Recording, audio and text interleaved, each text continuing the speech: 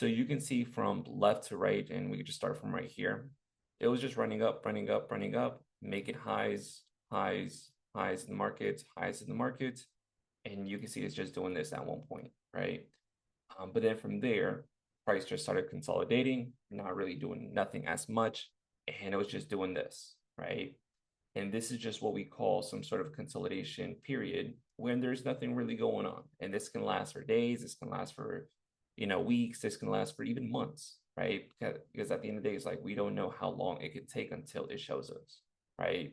And so, for example, look at this run ups, consolidating, consolidating, consolidating. Yes, this ran up, but then what happened? Failed to break above and it didn't continue going higher. So remember, this is our periods as in what, the market tends to do. There is periods as in there is, let me just, where's my text?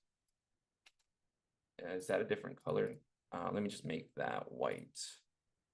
Okay, boom. So there is a phase of, the market of doing, accumulation, which is also known as demand, right? And these are just the basic, phases that, a market does. And again, you can do this and spot this on any single time frame. But right now, we're going over the 4-hour time frame. So as of now, you see high demand coming in, right? High demand coming in. But now you can just see it's like now we're in some sort of, distribution, right? So these are just pretty much going the theory of the Wyckoff theory.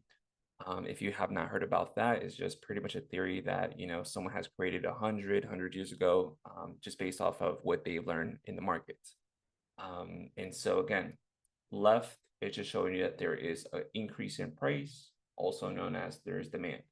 But then after a major increase in price, you can say, for example, people are not interested in price anymore to continue going up. They feel like this is already too much at a certain prices, and no one's agreeing at meta around 538 or 540. And so what tends to happen is we see a phase of just pure consolidation, right? And that's just what's going on right here, or right here at the time. But again, at the time, we didn't know price could continue going up or just fall right back down and just fall to the face of earth. Again, we don't know until it happens. Okay, so now it's like, okay, this is a phase of a distribution, meaning that price is consolidating. There was a lack of demand, which is it doesn't show you a continuation up, right? So again, if there's a lack of demand, then you're going to see a lack of it, or you're not going to see price continue going up at all. Okay, so people are just like, should we continue holding? Should we continue buying this up? What is it? All right. And so in this case, this is very important for you to know if you really want to deep down make money in this market and not be confused as in what's going on day-to-day basis or throughout weeks out, pretty much. And so as of now, okay, I was bullish. I was bullish on SPY, I was bullish on Meta, and I was trying to go long. And I'm like, okay, yeah, go long because the market tends, it's still continue going up on a higher time frame. And so since we have confirmed the distribution, and now from there, price just started selling off and started doing something like this. Now that shows you that there is, supply. Okay. Supply just means that, people just want to sell off and there's just too much, of this, X price and nobody wants to buy. And so this is just where it goes on sale, right? And when it goes on sale, price tends to come right back down into the same area where price accumulated at, which is also known as where there was previous buys, where there's previous run-ups. And again, that's just how the market works, because the market can't just continue going up, continue going up, continue going up. There has to be some breathing room. There has to be some pause for a bit. And that's just what you're seeing within the last 2 to 3 weeks is the pause. Okay. And then from there, we saw that, they wanted to sell off within this week. And okay, that's cool. All right. If so, then that's where you can start seeing as in, okay, should I buy calls? Should I buy puts? You know, what should I do here? All right. And so this is just, again, on how we come into the market and attack and just see as in, you know, how can we approach the market? In what way? How much can we invest? How much am I willing to, you know, risk on a play? Where can I target? Where can I enter, etc. All those things is just, you know, it's just steps that you have to take, so you can place your trade. We can't just go into, you know, wake up at 9:30 and, oh, this shit is running up, let's freaking enter just because. No, you have to really do some deep down analysis and just to see as in, okay, this is what I got, this is what I see, this is what I'm willing to, you know, put into this specific setup, into this specific play, so I can make an X amount, right? And remember, every single play or every single trade or setup that you're going to take does not mean you have to risk the same amount, okay? But yeah, just back to this again, this is just what the market is doing. Running up, consolidating, distributing, and then now supply, which is on sale. And now what we can say here is that price comes back down into an area where price what? Accumulated, okay? And so that's just what we call accumulation to go right back up to the upside.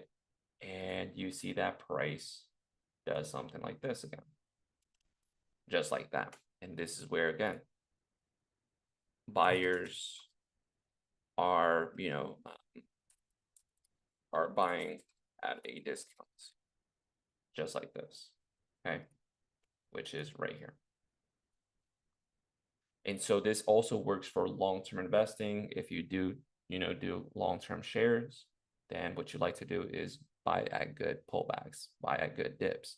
And so if you trade crypto and things like that, and you trade long-term, people trade crypto long-term like Bitcoin, Ethereum, Dogecoin, Shiba Coin, and they just add in more coins into their portfolio, okay? And so when they see, you know, big sell-offs, big, you know, run downs, in their eyes, right? In our own eyes, let's say, as investors or traders, it's like money signs, okay? It's like money signs because you're like, wow, you know, this is a good dip buy. This is a good opportunity for me to enter because the way that I trade is long term. And so for me, it's pretty much, let's just say it's a sale, okay? Price is on sale. The stock price on sale, the crypto coin, you know, the price of it is on sale. So let me buy more of that. Why? Because I want to increase the position of my portfolio or the position itself. So when price starts running up again, at the same time, you're averaging down your position, but also you're now can, you know, make more on that, you know, on that run up pretty much. And so now you're doubling, tripling, you know, your account balance just because, again, you're buying low and you're selling high. Like I said, this is just what, you know, the market's, you know, doing, just running up at one point and then just consolidating. And as of now, it's just doing this, right? So let me do that right there. Boom. So what we see here is supply is on sale, and all we have to do as a trader is find the accumulation, okay? How can we look for this? How can we look for that? And that accumulation is from what? An area of demand, okay? Because remember, everything here that I teach you is market structure, supply and demand, and this whole green zone, this whole green box is a demand zone, okay? So remember, when price comes up, pulls right back down into an area, and then run right back up, boom. That is your green. This is your area that you want price to come back down into, and this is where you want other people, right,